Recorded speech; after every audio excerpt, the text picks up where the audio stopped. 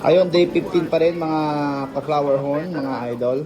Ginamitan natin sila nitong sipon para malinis yung kanilang mga takita sa aquarium ngayong day 15. At nilagyan natin sila ng konting lava rock. Ayan.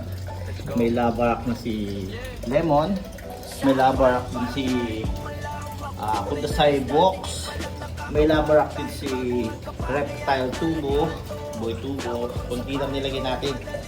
Baka kasi mahirap mag-sip on na pag maraming rock. Yung lava rock daw is nakakatulong para sa ating mga flower horn. Para ano yung kulay nila. Tumikad yung kulay. Yun yung nabalitaan ko Ewan ko lang kung legit. Mag-comment na lang kayo kung legit yun or hindi. Ayan. Malinis na yung mga flooring nila. Tapos meron na silang mga lava rock na pwedeng laruin.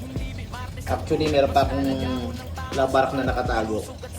Hindi ko pa muna nilagay lahat kasi baka mahirap nang kunin yung mga pupo nila pag puno na ng lava rock yung sahig. Kaya ganyan lang muna. Ano masasabi nyo mga ka-flower horn? Dapat ko ba punuin ng lava rock yung sahig nila o okay na yan? Comment down below kung ano sagot nyo mga idol. Day 15, pag-visit tayo. Merry Christmas again!